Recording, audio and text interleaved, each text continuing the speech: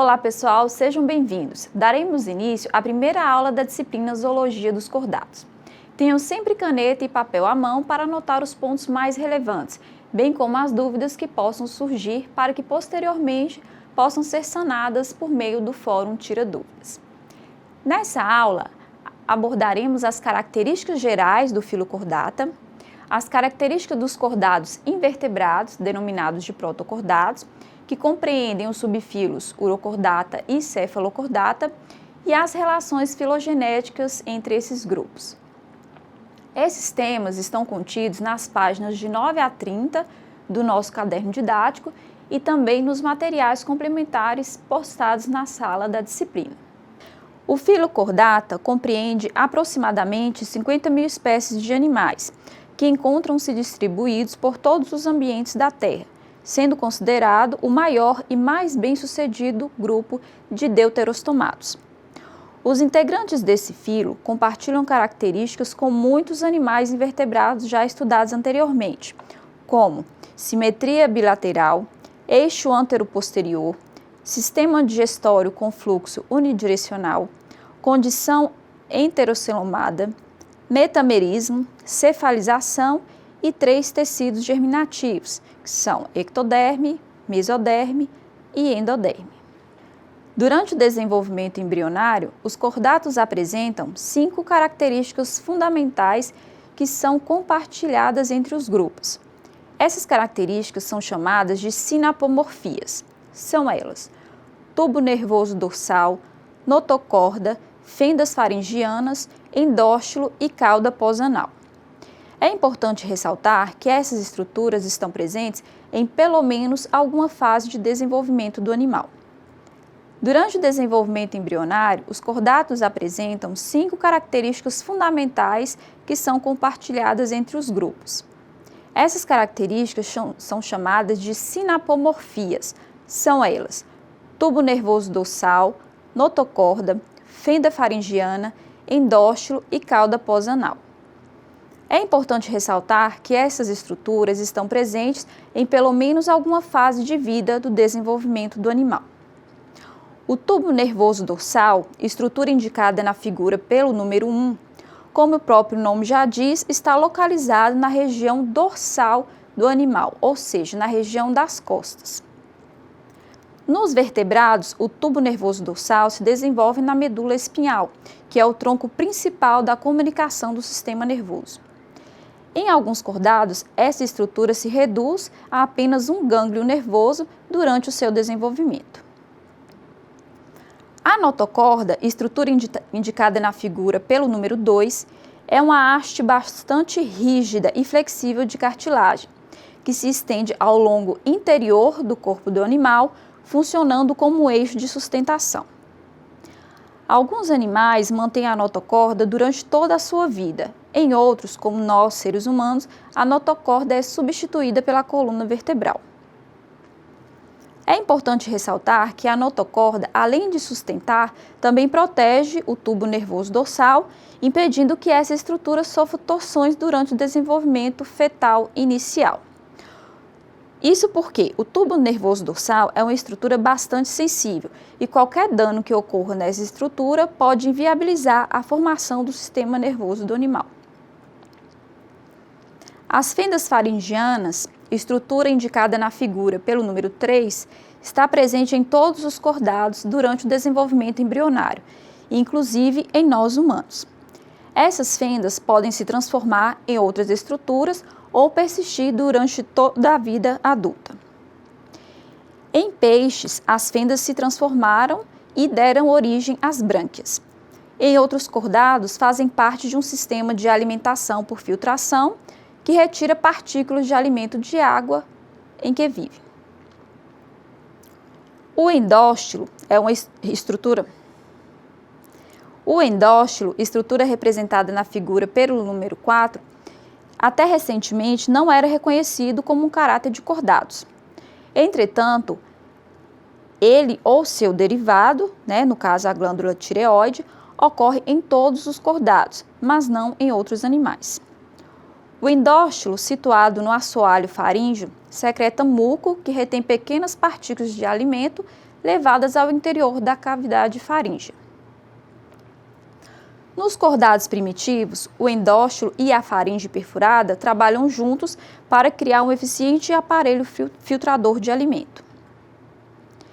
E, por fim, a cauda pós-anal, indicada na figura pelo número 5, que é uma estrutura muscular que se estende para trás logo após a região do ânus.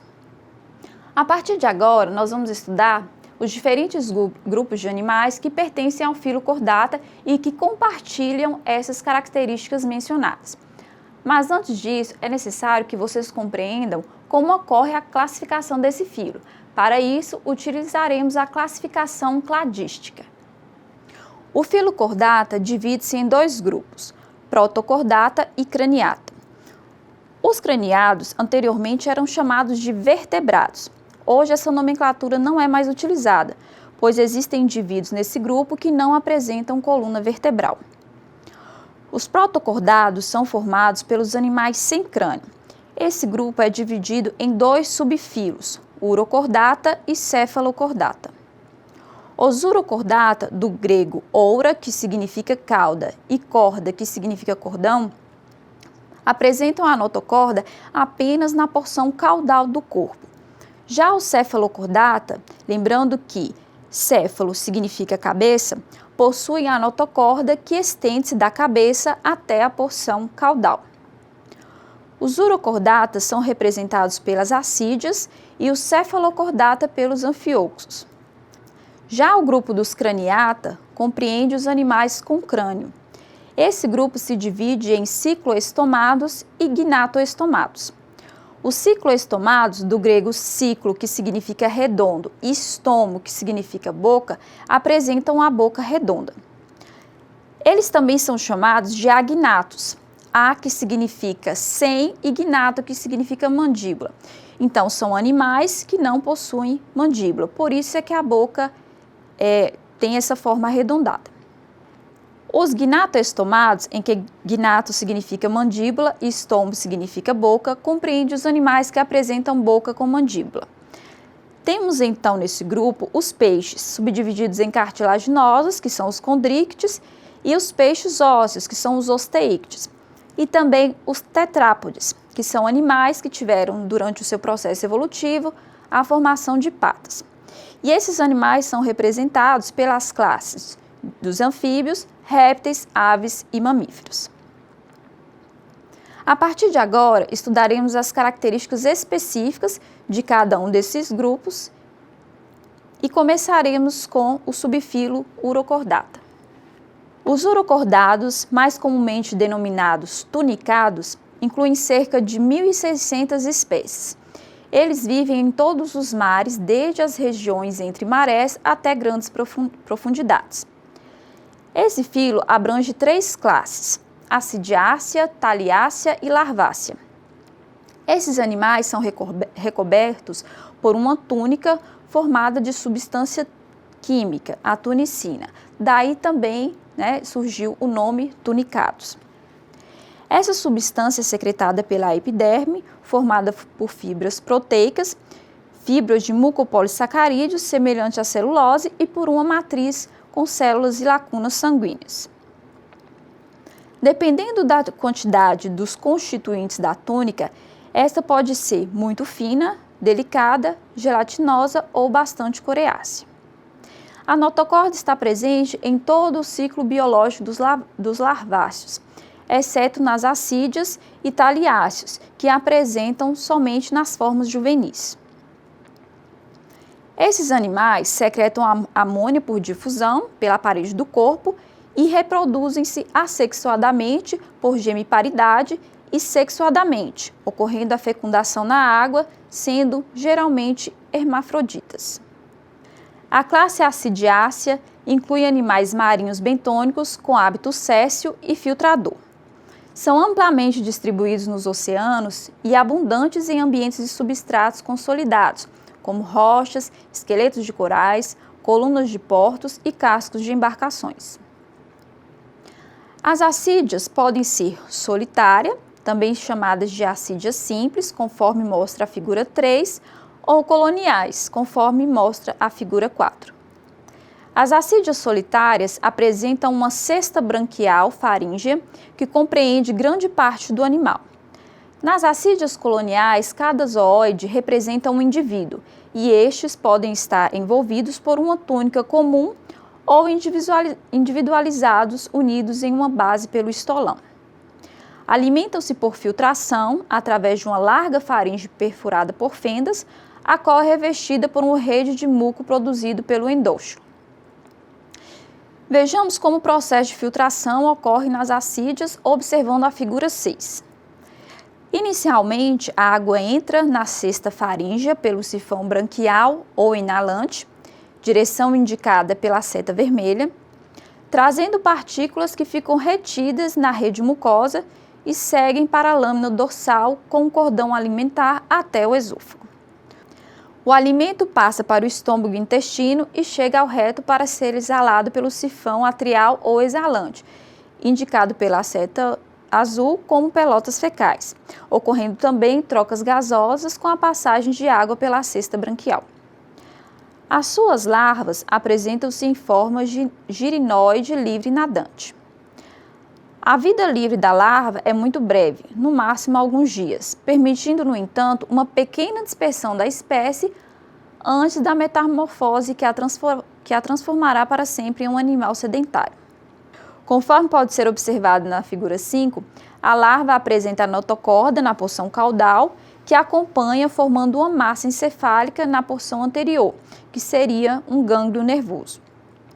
Apresenta um sifão de entrada de água, chamado de sifão inalante, e um sifão de saída de água, o sifão exalante. Apresenta faringe, que é responsável pela realização das trocas gasosas e que retém partículas do alimento, pois a assídia é um animal filtrador. Apresenta também um estômago por trás da faringe que realiza a digestão. Quando esse animal realiza a metamorfose, ele se fixa a um substrato e se transforma no adulto durante o processo.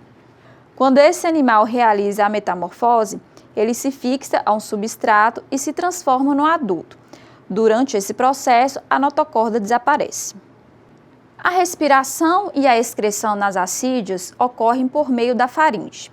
A circulação sanguínea é parcialmente fechada e esses animais acumulam altas concentrações de vanádio e de ferro no sangue.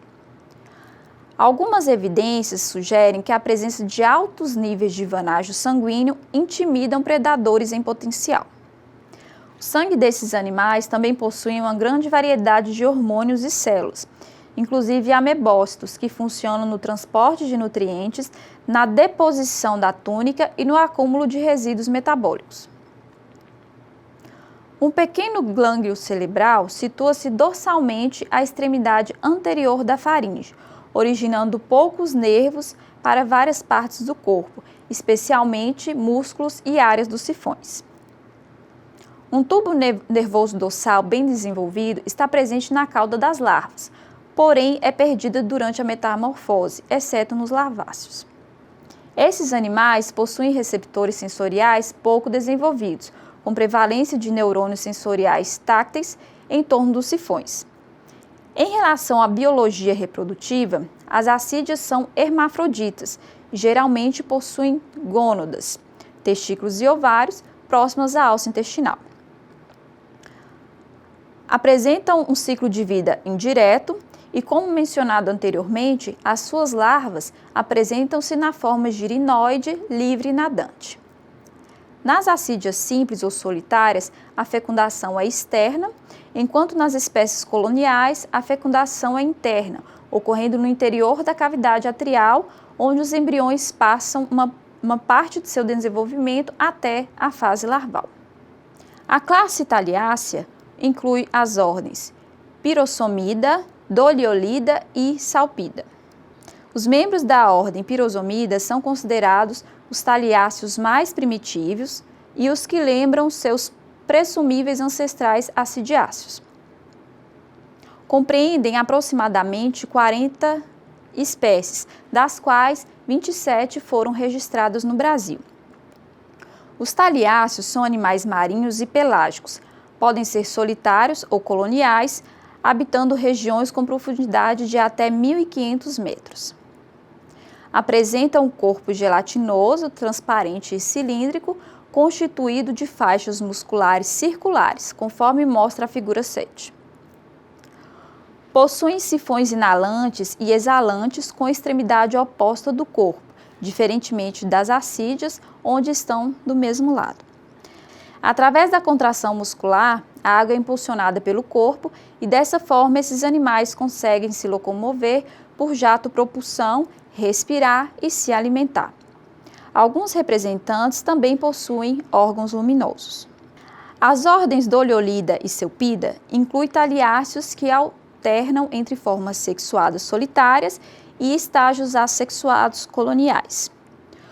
Os doliolidos, em geral, são pequenos, com menos de 1 centímetro de comprimento, enquanto as selpas solitárias podem ter de 15 a 20 centímetros de comprimento e algumas formas coloniais semelhantes à cadeia, com vários metros de extensão. Os larváceos, também chamados de apendiculares, são representados por curiosas criaturas marinhas e pelágicas, semelhantes a um girino curvado, conforme mostra a figura 8. Esses animais são solitários e estão presentes em todos os oceanos, mas principalmente em águas costeiras até 100 metros de profundidade nas regiões tropicais. Aproximadamente 70 espécies são descritas e cerca de 25 ocorrem no Brasil. Essa classe constitui a mais diferenciada dos urocordados, devido à presença de caracteres juvenis nos adultos, como, por exemplo, a cauda com a notocorda e o tubo nervoso oco. O tubo dorsal, apesar de reduzido, estende-se parcialmente no corpo da cauda. A grande maioria dos indivíduos mede 5 milímetros, sendo recoberto por uma cápsula de natureza mucosa, de tamanhos muitas vezes maiores que esses animais. Essa cápsula é responsável pela filtração da água para a obtenção do alimento. A água penetra na cápsula devido ao movimento ondulatório da cauda que permanece nos indivíduos adultos. Depois de filtrado, o alimento é concentrado diante da boca, através da qual penetra no tubo digestivo. Paralelamente ao grande desenvolvimento da cápsula nos larváceos, observa-se uma simplificação da faringe, que se apresenta com apenas 2 pequenas fendas, uma de cada lado do corpo, para a saída de água e que penetra junto ao alimento. As fendas da faringe abrem-se diretamente na cápsula e não exige uma cavidade atrial nesses animais. A cápsula é descartada periodicamente, pois os filtros de malha finíssimos ficam entupidos, ocorrendo a secreção de uma nova cápsula, o que pode levar de minutos a 4 horas, dependendo da espécie. Em relação à biologia reprodutiva, os larváceos são hermafroditas e suas gônadas estão situadas na região posterior do tronco. Eles eliminam os gametas e a fecundação ocorre externamente. Não apresentam reprodução assexuada e, portanto, não formam colônias. Agora nós vamos estudar o subfilo Cephalocordata. Esse subfilo inclui animais que possuem a notocorda que estende-se da cabeça até a porção caudal. São animais que apresentam a forma de peixes diminutos e que raramente excedem 5 centímetros de comprimento. Habitam águas rasas marinhas e salobras, onde ficam semi-enterrados em substratos arenosos. São representados pelo anfioxo, do grego anfi, que significa duplo, e oxo, que é relativo a axis, que significa ponta. Portanto, é um animal pontiagudo nas 2 extremidades. A denominação anfioxo se aplica com frequência à espécie Branchiostomata lancellatum, que é bem conhecida, inclusive no Brasil.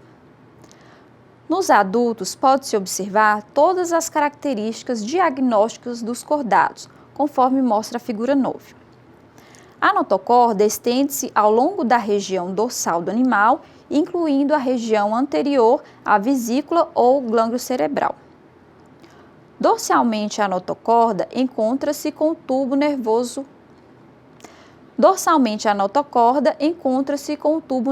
oco. A faringe ocupa pelo menos 1/3 do corpo e apresenta numerosas fendas paralelas, margeadas por células ciliadas. Na sua margem ventral encontram-se o endócio. O ânus é subterminal, seguindo de uma cauda muscular pós-anal.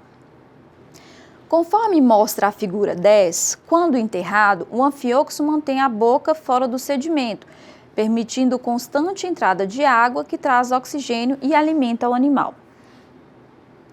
Os anfíoxos são micrófagos, ou seja, se alimentam de pequenas partículas, e a captura de alimento é realizada na faringe perfurada, por meio de uma rede de muco produzida pelo endócio.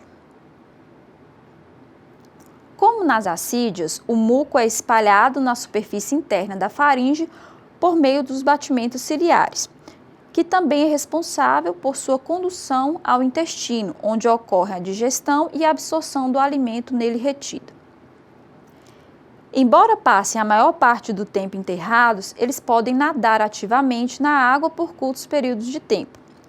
A locomoção do anfíoxo é semelhante à verificada nos peixes, que resulta da contração dos miótomos, que são blocos musculares arranjados serialmente ao longo do corpo.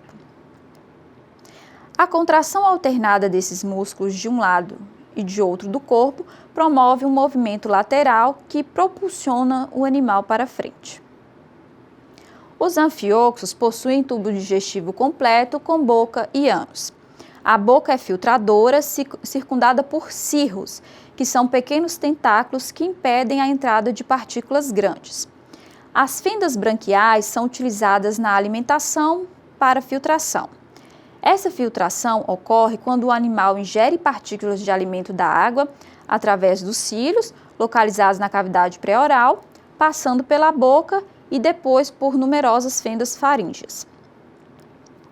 Na faringe, o alimento é retido no muco e levado pelos cílios para o intestino. As partículas alimentares menores são separadas do muco e passam para o seco hepático, onde são fagocitadas e digeridas intracelularmente. Como nos urocordatos, a água filtrada passa pela cavidade atrial e depois pelo átrio-poro. O sistema circulatório dos cefalocordatos é em grande parte fechado, com vasos sanguíneos esvaziando em seios em apenas parte do corpo. Possui um coração longo tubular ou vaso sanguíneo contrátil localizado na base do aparelho digestivo, assim como vasos sanguíneos pulsáteis acessórios em outras localizações dentro do sistema circulatório que ajudam no bombeamento de sangue através de todo o sistema. O sangue não contém pigmentos ou células, funcionando possivelmente somente na distribuição de nutrientes e não nas trocas gasosas. Embora possam ocorrer algumas difusões de oxigênio e dióxido de carbono através das brânquias, a maior parte de trocas gasosas é realizada através das paredes das pregas metapleurais, finas abas afastadas da parede corpórea que se situam logo à frente do átrio-poro. A unidade excretora dos cefalocordados são os protonefrídeos, semelhantes aos solenócitos de alguns outros grupos, como os anelídeos primitivos. O sistema nervoso central dos cefalocordados é bastante simples. Um tubo nervoso dorsal estende-se pela maior parte do corpo, sendo levemente expandido com a vesícula cerebral na base do capuz oral. Os nervos são organizados de forma segmentar e originam-se a partir do tubo neural, ao longo do corpo, no padrão típico dos vertebrados, com raízes dorsal e ventral. A epiderme é rica em terminações nervosas sensoriais importantes na escavação. Em relação à reprodução, os cefalocordatos são dioicos. As gônadas estão dispostas lateralmente no corpo do animal, não existindo canais condutores de gametas. Quando os gametas estão maduros, as células sexuais são liberadas na cavidade atrial e passam para o átrio através do átrio-poro, onde ocorre a fecundação. A parede atrial rompe-se e os óvulos e espermatozoides são liberados no fluxo de água exalante do átrio, seguindo assim a fecundação externa. Agora vejamos algumas considerações filogenéticas relacionadas aos grupos estudados. Os urocordados provavelmente apareceram muito cedo na linhagem dos cordados. O celoma foi perdido como a principal cavidade do corpo, em conjunto com a formação de uma câmara cloacal ampla, através da qual a água passa a partir do corpo após a filtração faríngea. Os mais antigos urocordados podem ter sido as assídeas, que adotaram o estilo de vida séssil associado à alimentação de material em suspensão e à perda da musculatura locomotora do adulto. Outra linhagem conduziu aos taliáceos mais primitivos, os pirossomos coloniais. Eles podem ter dado origem aos doliolídeos e estes últimos às celpas. Ambos revelam um aumento de tamanho dos zooides e da independência. Em geral, os taliáceos são caracterizados pelas localizações anteriores e posteriores dos sifões orais e atriais, respectivamente, uma condição que lhes fornece poderes propulsivos no ambiente pelágico. Os larváceos podem ter se originado de um ancestral dolioliforme, embora algumas hipóteses mais antigas sustentassem uma descendência a partir das assídeas. Muitos pesquisadores consideram que as tendências pedomórficas das larvas girinoides do cordado ancestral desempenham um papel principal quanto à origem dos cefalocordados e craniados. A evolução de peixes musculares segmentados, com presença de miótomos, marcou o início do grupo do cefalocordado craniado e permitiu uma maior facilidade locomotora do que os movimentos de agitação da cauda do ancestral larva girinoide. Os cefalocordados conservaram a notocorda e o uso das fendas branquiais faríngeas para alimentação. E os craniados, naturalmente, caracterizaram pelo desenvolvimento de um endoesqueleto com crânio, coluna vertebral. E os craniados, naturalmente, caracterizaram pelo desenvolvimento de um endoesqueleto com crânio, coluna vertebral e, finalmente, membros. Por fim, todas essas características forneceram um aumento de sustentação corpórea, bem como mecânicas muito mais eficazes, que permitiram grande aumento das habilidades locomotoras e do tamanho corpóreo dos animais. Para finalizar a aula dessa semana, eu coloquei aqui para vocês alguns exercícios que irão sintetizar assuntos importantes que foram abordados e que devem ser fixados. Questão 1. Quais características são encontradas em todos os cordados, ainda que apenas em uma fase de sua vida? Questão 2. Complete o quadro abaixo com as informações solicitadas para cada subfilo. As informações solicitadas são alimentação, circulação, respiração, sistema nervoso, órgãos sensoriais e reprodução. Vocês terão que preencher essas informações de forma sintética para os subfilos urocordata e cefalocordata. E a questão 3, qual o percurso da água utilizada para a alimentação no interior de um anfíoxo e de uma assídia? Então, resolvam essas questões e posteriormente eu voltarei com as respostas. Bom, pessoal, então vamos às respostas para essas questões propostas anteriormente. A questão 1 perguntou quais características são encontradas em todos os cordados, ainda que apenas em uma fase de sua vida. Como nós vimos no início da aula, os cordados apresentam 5 características estruturais que unificam o grupo, ou seja, que são compartilhadas entre os animais que compõem o filo. Então são elas: tubo nervoso dorsal, notocorda, fendas faringianas, endóstilo e cauda pós-anal. Vimos que essas estruturas estão presentes em pelo menos alguma fase do desenvolvimento do animal. As assídeas e taliáceos, por exemplo, apresentam a notocorda apenas nas formas juvenis, ou seja, nas larvas. A questão 2 pediu para completar o quadro com algumas informações sobre alimentação, circulação, respiração, sistema nervoso e reprodução, solicitados aí para os subfilos urocordata e cefalocordata. Quanto à alimentação, nós vimos que tanto o subfilo urocordata quanto o cefalocordata se alimentam por meio do processo de filtração. Em relação à circulação, nós vimos que a mesma é parcialmente aberta nos urocordados e fechada nos cefalocordados. Em relação à respiração, esta ocorre por meio da faringe nos urocordados e principalmente pelas pregas metapleurais nos cefalocordados. Em relação ao sistema nervoso, em ambos são bem simples. Os urocordados apresentam um pequeno gânglio cerebral e os cefalocordados um tubo nervoso dorsal levemente expandido com uma vesícula cerebral na base do capuz oral. Quanto à reprodução, nós vimos que os urocordados são hermafroditas e apresentam desenvolvimento indireto, e os cefalocordados apresentam sexos separados e fecundação externa. A questão 3 perguntou qual é o percurso da água utilizada na alimentação no interior de um anfioxo e de uma assídia. Então, nós vimos que no anfioxo, a água entra na cavidade pré-oral, passando pela boca e depois por numerosas fendas faríngeas. Na faringe, o alimento é retido no muco e levado pelos cílios para o intestino. Assim, as partículas alimentares menores são separadas do muco e passam para o seco hepático, onde são fagocitadas e digeridas dentro das células. Assim, a água filtrada ela passa pela cavidade atrial e depois pelo atrioporo. No caso das assídias, a água entra pela cesta faríngea, pelo sifão branquial ou inalante, trazendo partículas que ficam retidas na rede mucosa e seguem pela lâmina dorsal como um cordão alimentar até o esôfago.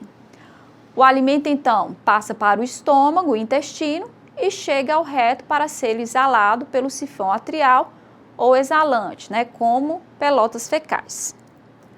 Só a título de curiosidade, as assídias podem filtrar até cerca de 200 litros de água em 24 horas e em algumas colônias os indivíduos eles podem compartilhar o mesmo sifão atrial, ok?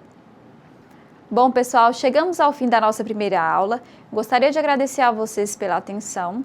Não se esqueçam de participar do primeiro fórum de discussão da disciplina que já está disponível. Qualquer dúvida que vocês tiverem, vocês podem entrar em contato comigo por meio do Fórum Tira Dúvidas ou através do chat. E no mais, uma boa semana de estudos para todos e até a próxima aula.